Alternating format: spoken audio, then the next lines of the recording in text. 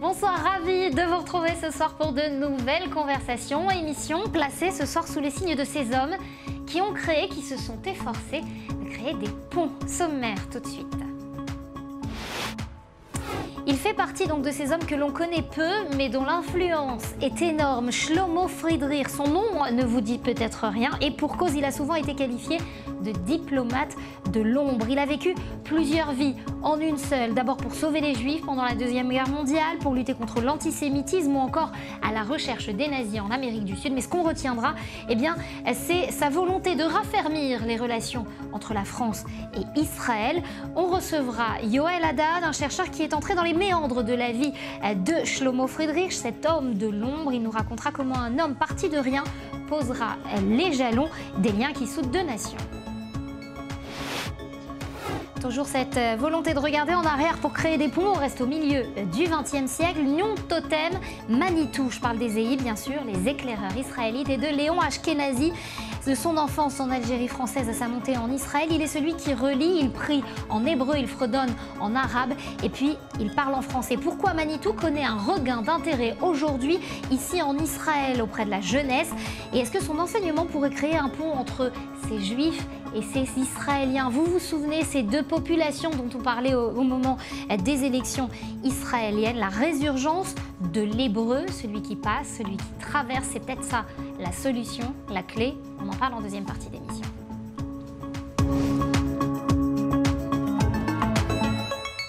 Voilà donc pour le sommaire avec moi sur ce plateau Yoel Haddad. Bonsoir. Merci de nous avoir rejoints ce soir. Vous êtes chercheur au Centre Begin. À vos côtés, Myriam Shermer, qu'on ne présente plus, notre journaliste israélienne. Et puis depuis Paris, Michael Darmon, on ne le présente plus non plus, mais quand même, éditorialiste i24 News.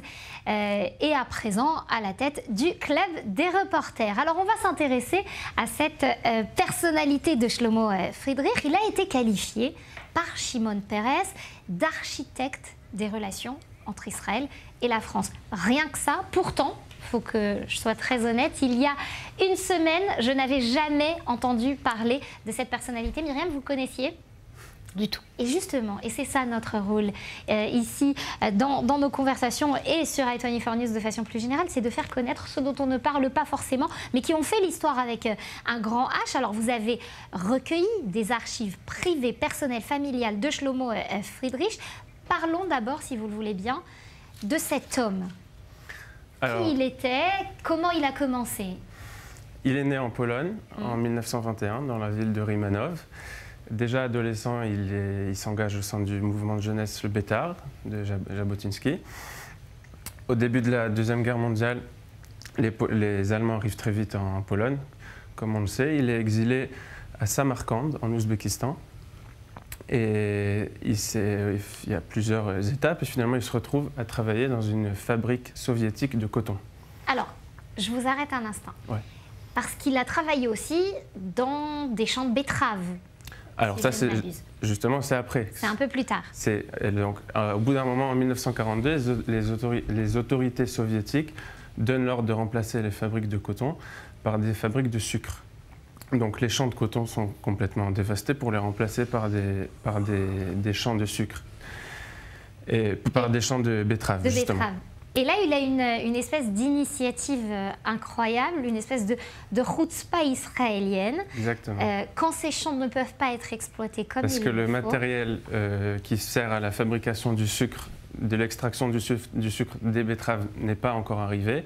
Les betteraves sont déjà mûres, elles risquent de pourrir. Et il faut en faire quelque chose. Il faut en faire quelque chose parce qu'il y a beaucoup de gens dont c'est le travail et c'est comme ça qu'ils vivent au quotidien. Et donc il propose d'en faire de l'alcool. C'est à ce moment-là qu'il fonde sa richesse d'une certaine façon et qu'il aide beaucoup de travailleurs juifs aussi. Exactement. Il a l'idée de remplacer, de fabriquer facilement des machines qui permettront de fabriquer du sucre, de fabriquer de l'alcool avec les betteraves. Il propose cette idée aux autorités soviétiques qui l'acceptent et grâce à ça, lui, il a réussi à augmenter son salaire, à s'enrichir un petit peu et grâce à ça, il arrive à se vouer un petit peu à la communauté juive locale parce qu'il y avait beaucoup de réfugiés et d'exilés qui vivaient là-bas. Et à 23 ans, il est élu président de la communauté juive de Samarcande en Ouzbékistan. 23 ans. C'est une histoire, un début d'histoire assez éloquente. Et donc très rapidement, après, il se passe réellement, il se positionne en homme communautaire, en homme peut-être avec une certaine vision, un certain... il était au Bétard donc, depuis qu'il était adolescent, et justement à cette époque où il se retrouve président de la communauté locale, il est contacté par le Irgun, par le Hetzel qui combattait les Britanniques en Palestine. Il est contacté pour essayer d'envoyer des combattants, des Juifs locaux qui seraient des combattants potentiels en Palestine. Et c'est là qu'il se met à organiser énormément de laissez-passer pour des Juifs qui étaient enfermés en URSS. Et grâce à lui, des centaines de Juifs arriveront à quitter l'URSS. Beaucoup d'entre eux viendront en Eretz Israël. En Israël, qui à ce moment-là n'était pas encore l'Israël qu'on connaît aujourd'hui. Alors, comment est-ce que vous êtes arrivé, on va parler de l'homme, le diplomate d'une certaine façon dans un instant, comment vous êtes arrivé à avoir ces papiers qui me font de l'œil depuis tout à l'heure, ces archives familiales, ces lettres, il a échangé des lettres avec Charles de Gaulle, il y a eu des lettres qu'il a eues en sa possession entre Begin et Charles de Gaulle. Comment vous les avez obtenues? Comment vous êtes arrivé à vous intéresser à cet homme? Alors, dès le début de mon travail au Centre Begin, comme pour la première fois au Centre Begin, il y avait un chercheur de langue française. Vous êtes le premier? Le premier. Oh, hein. Donc on m'a tout de suite suggéré de faire des recherches sur les relations franco-israéliennes des années 50-60 parce que justement on savait qu'il y a quelque chose d'important qui s'est passé là-bas autour de Begin, mais personne n'a vraiment jamais fait de recherche à ce sujet. Et tout de suite dans mes recherches, le nom qui venait le plus souvent, c'était celui de Shlomo Friedrich. Il se trouve que le directeur du Centre Begin connaît les enfants de Shlomo Friedrich, dont 2 vivent en Israël et 1 encore à Paris. Et donc j'ai contacté sa fille, avec qui on a sympathisé. Et donc il y a quelques semaines, elle m'a transmis toutes ses archives personnelles. Un petit carton d'archives, mais beaucoup de documents historiques. Beaucoup d'histoires, une petite boîte très, très chargée d'histoires. Qu'est-ce qu'il a contribué à faire, à lier, à créer entre ces deux pays, nos deux pays ici sur le plateau et pour Michael aussi, d'appartenance, de lien? Alors en 1956, donc comme vous avez dit, il a passé une courte période, quelques années quand même en Amérique du Sud. Au milieu des années 50, il revient en France. Et en 1956, il fonde le comité d'alliance France-Israël. C'est un comité qui concentrait plusieurs centaines d'hommes politiques et d'intellectuels français et qui prônaient une alliance militaire et stratégique entre Israël et la France. Les grands noms de ce comité du côté français, c'était le ministre Jacques Soustelle, qui était très connu à l'époque, le général Pierre Koenig, au nom duquel il y a des rues en Israël jusqu'à aujourd'hui. Il y avait aussi d'autres noms moins connus, mais importants quand même, comme Lucien Rachlin et Raymond Schmittlin, qui étaient des hommes politiques français. Et donc ce comité, petit à petit, prend beaucoup de place dans le paysage politique français et dans les relations franco-israéliennes. Comme j'ai dit, il a été fondé en 1956, et ce n'est pas un hasard, puisque c'est l'année de la campagne de Suez, en octobre-novembre 1956.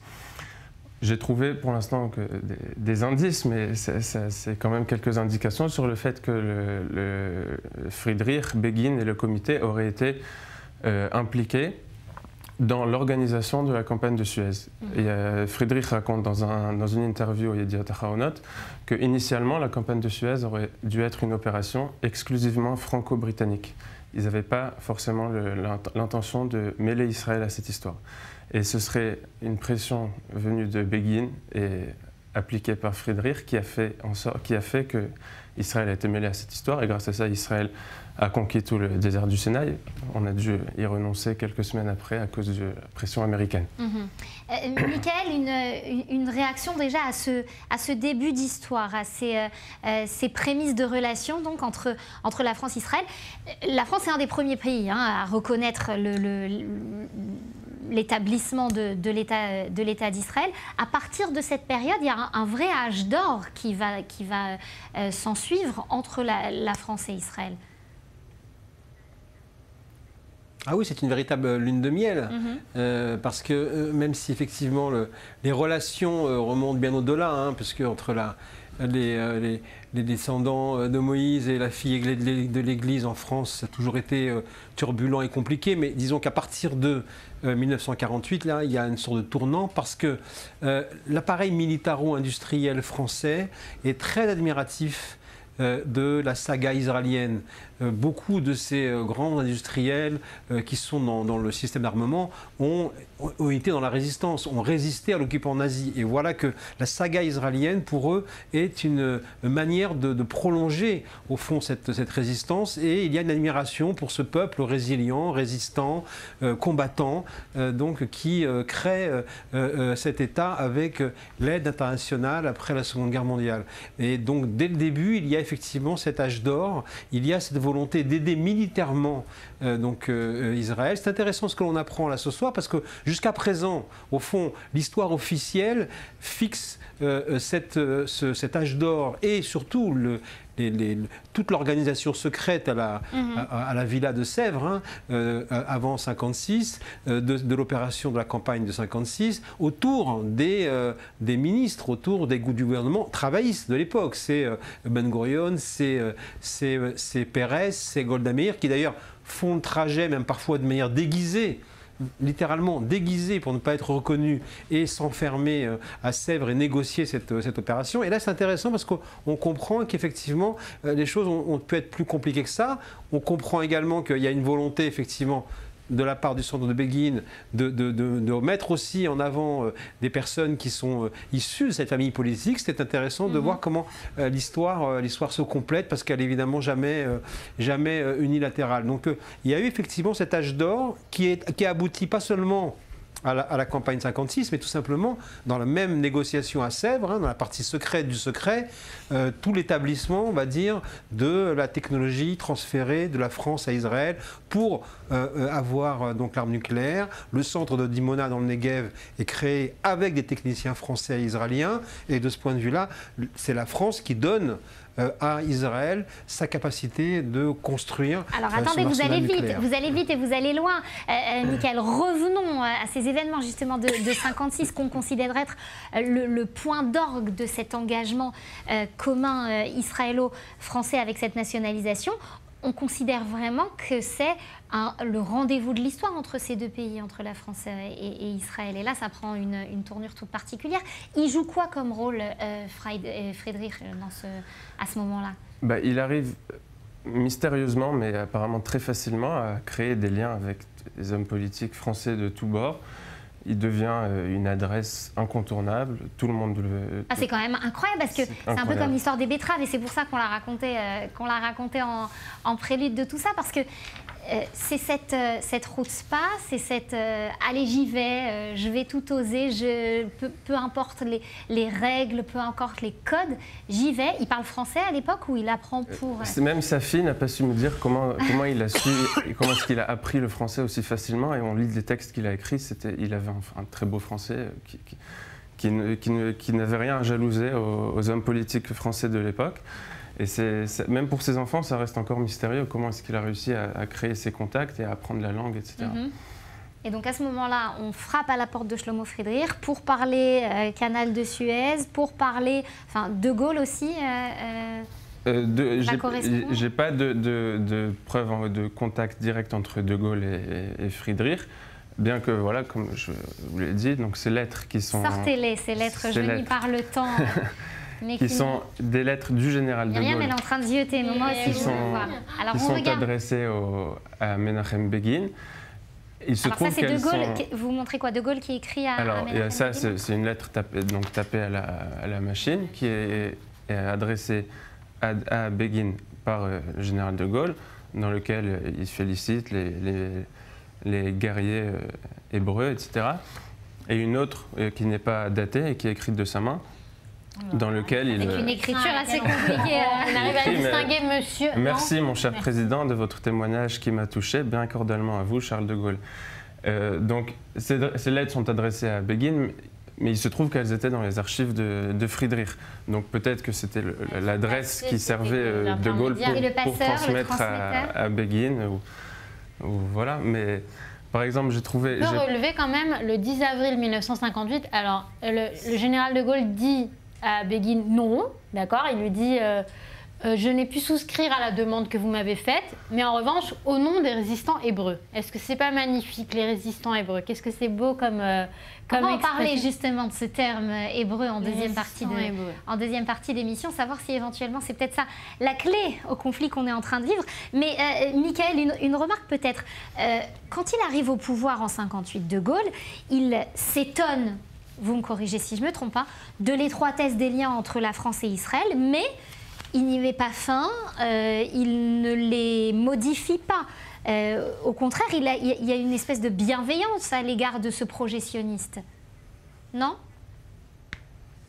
Oui, mais il y a des corrélations. Il y a une bienveillance par principe philosophique à l'égard du projet sioniste, mais il y a une méfiance et un frein qui est manifesté, officiellement transmis d'ailleurs lors d'une conversation un peu dure face à Golda Meir à l'époque qui dirigeait la diplomatie, vis-à-vis de la course à l'armement. En réalité, De Gaulle, à l'époque dans la région, ne partageait pas la crainte d'Israël de l'axe soviétique soviéto-égyptien, qui pour les Israéliens était donc un argument massif qu'il présentait aux Européens. Forcément, on est dans le cadre bien sûr de la guerre froide et du rideau de fer. Et donc l'axe soviéto-égyptien était présenté par les Israéliens comme étant un danger majeur, ce que les Français entendaient, mais De Gaulle, lui, ne croyait pas au danger que cela pouvait générer. Et donc, effectivement, il trouve qu'il y a beaucoup trop de relations, beaucoup trop étroites entre Israël et la France. Et d'ailleurs, il confie d'une manière un peu cavalière autour de lui après un entretien en disant la France va quand même pas éternuer à chaque fois qu'Israël s'enrhume. Ouais. Donc on ne va pas à chaque fois accéder aux demandes d'Israël vis-à-vis de la course aux armements, en tout cas de la demande d'être aidé en armement. Et c'est lui, bien évidemment, qui après toute une série d'événements, c'est un peu long d'expliquer ici, mais enfin en tout cas c'est lui évidemment qui décrète l'embargo partiel puis total sur les ventes d'armes à Israël, embargo qui sera également contourné par une partie de l'appareil militaro-industriel qui, comme je vous le disais tout à l'heure, continuait de soutenir Israël en cachette, en faisant passer parfois des avions entiers en pièces détachées dans les cartons et dans les caisses, parce qu'il fallait continuer à aider Israël malgré l'embargo politique. Donc c'est De Gaulle qui, au fond, conclut la lune de miel qui est commencée au début dans les années 50 et au début de la création de l'État d'Israël. Alors comment vous faites, là maintenant Yoël, avec les éléments qui vous ont été apportés en tant que chercheur, avec les éléments qui vous ont été apportés par la famille, pour essayer de recoller, c'est un grand puzzle, c'est très, très impalpable, on n'arrive même pas à expliquer comment il parlait français, donc c'est dire l'ampleur de la tâche qui est devant vous. Comment vous faites pour essayer d'approcher plus ce rôle qu'a eu Shlomo Friedrich? D'abord, c'est encore très récent que j'ai reçu les archives, mais il va falloir petit à petit passer lettre par lettre et essayer de trouver les éléments, de trouver les personnages avec qui il était en contact, peut-être de faire des recherches même sur ces gens.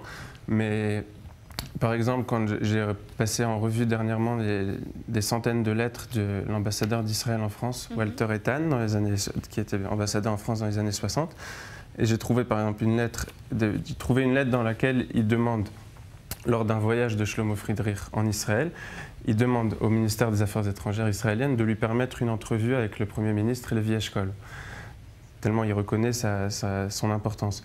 D'un autre côté, l'ambassadeur qui passe quand même par Levi, c'est... D'un autre côté, il demande, lors d'un voyage de Begin en France, il s'excuse dans une lettre au ministère des Affaires étrangères israélien, il s'excuse qu'il ne pourra pas empêcher Begin de rencontrer des ministres et de parler à la presse parce que Friedrich est imbattable et il est incontournable.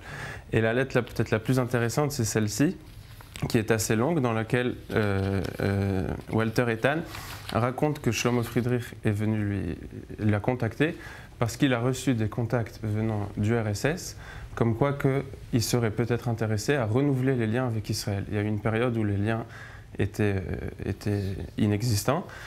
Et donc il se trouve que la première adresse qu'ont trouvée les soviétiques pour renouer ces liens, c'était Shlomo Friedrich. Et Shlomo Friedrich, qui veut faire les choses bien, il passe quand même par l'ambassadeur parce qu'il ne veut pas faire les choses derrière le dos du gouvernement israélien. Donc ça c'est vraiment, dans les lettres de l'ambassadeur, c'est une des lettres les plus intéressantes que j'ai trouvées, sur lesquelles on pourrait faire des recherches en soi. Alors, on va continuer à reparler de ce personnage et surtout de ce qu'il a été dit de lui par la suite. Je voudrais parler de ce 27 novembre 67, Mickaël, avec vous. Tout bascule à ce moment-là et avec les fameux mots du général de Gaulle, interrogé sur la situation au Moyen-Orient. Il fait un peu un mix de tout, il mélange un peu tout, les juifs, israéliens... Hein. Et il a cette fameuse phrase que vous allez bien mieux dire que moi, mais sur ce peuple d'élite très, très sûr de lui-même et dominateur. Oui, ce qui génère, juste avant de la lire, est intéressante, effectivement, parce qu'elle est, comme vous dites, elle est complexe et elle remonte très loin et elle puise dans beaucoup de, je dirais, de matrices historiques. Mais il faut savoir qu'à ce moment-là, effectivement, on a un général de Gaulle qui est extrêmement remonté contre Israël. On est après, effectivement, la guerre des 6 jours. On est après, au moment également où la France a renoué avec un certain nombre de pays sur le plan diplomatique de pays arabes. Et effectivement, on a un général de Gaulle qui, lui, veut réorienter complètement la diplomatie française. Donc, effectivement, lors de cette conférence de presse du 27 novembre 67, il est questionné sur la victoire éclair des forces de Tsahal dans la guerre des 6 jours. Et là, le général de Gaulle, il lâche cette phrase longuement mûrie, en évoquant un État d'Israël, je cite, guerrier et résolu à s'agrandir. Certains même redoutaient que les Juifs, jusqu'alors dispersés, mais qui étaient restés dans ce qu'ils avaient été de tout temps, c'est-à-dire un peuple d'élite sûr et dominateur, n'en viennent, une fois rassemblés sur le site de leur ancienne grandeur, à changer en ambition ardente et conquérante les souhaits très émouvants qu'ils formaient depuis 19 siècles. En fait, on voit bien plus du tout dans la même rhétorique. Une tirade grandiloquente, lourde. Oui, c'est une grille. Vraiment, c'est grandiloquent, c'est perfide. Ça puise, comme on l'entend, dans des racines même d'un antisémitisme, on va dire historique, qui existe encore un peu quand même en France, malgré tout, malgré l'admiration qu'il y a au sommet de l'État pour Israël. Mais le général de Gaulle, lui, décide de s'en démarquer et il jette effectivement, il lance cette bombe politique contre l'État d'Israël. Et là, c'est lui qui met vraiment fin à cette lune de miel avec, je dirais, ces mots de fiel à l'époque et qui, justement, vont amener les relations franco-israéliennes sur un autre registre de friction, de passion, de bagarre, de « je t'aime moi non plus ». Bref, vous avez cité tout à l'heure Walter Ethan, l'ambassadeur. Son fils, Freddy Ethan, journaliste, a écrit un livre très intéressant qui s'appelle « David et Marianne » et qui raconte effectivement la relation passionnelle entre la France et Israël. C'est bien résumé en disant « je t'aime moi non plus ». Alors revenons sur un des aspects, et là on remonte un peu dans le temps puisque de 67 on passe à 64, mais qui est très révélateur aussi de ce rôle qu'a pu avoir Friedrich entre la France et Israël. Juin 64, il y a les ossements de Zeev Jabotinsky qui sont à New York. Ils font trajet vers Israël en passant par Paris et c'est Friedrich qui s'en occupe. Alors, donc Jabotinsky a été enterré en 1940 lorsqu'il est décédé à New York, puisqu'il est décédé là-bas. Et jusqu'à 1964, le gouvernement israélien refuse de faire monter ses ossements en Eretz Israël, alors que c'était sa dernière demande. Beaucoup de choses dans notre politique aujourd'hui s'expliquent encore par ce genre d'histoire qu'on est en train de déterrer là. Pardonnez-moi le jeu de mots. Et donc, c'est Lévi Eshkol qui accepte de monter ses ossements, tel qu'il a demandé dans son testament, et ces ossements font escale à Paris. D'avoir un petit verre d'eau. Ces ossements... Alors, si vous pouvez donner un petit verre d'eau à Mickaël. Et donc, les ossements font escale à Paris, à l'aéroport d'Orly. Il se trouve que, par hasard, entre guillemets, Lévi Eshkol, Premier ministre, est aussi de passage à Paris. Il fait un court passage devant les ossements de Jabotinsky pour ne pas aller trop loin dans le manque de reconnaissance.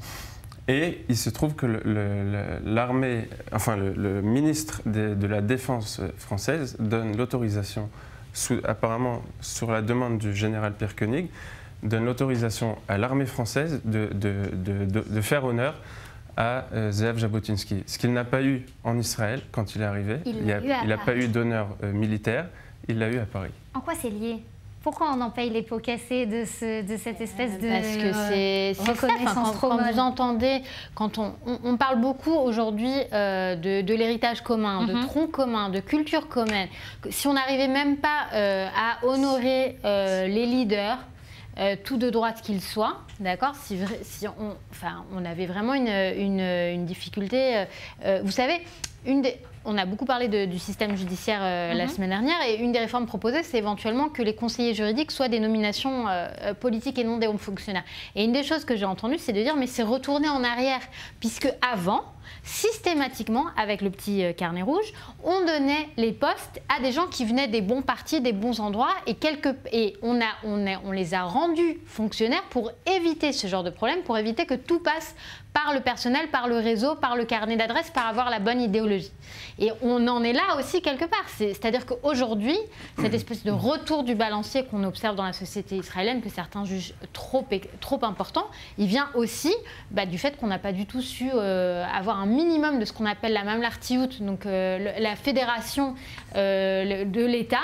Au début de notre histoire, ça manquait. Et voilà, d'où l'intérêt de regarder dans ces pages jaunies par l'histoire pour essayer d'épuiser certains enseignements. Merci beaucoup, Yoël, d'avoir répondu à nos questions. On va devoir marquer une courte pause. On va continuer la discussion pendant la pause. Restez avec nous, on revient dans une poignée de secondes. À tout de suite.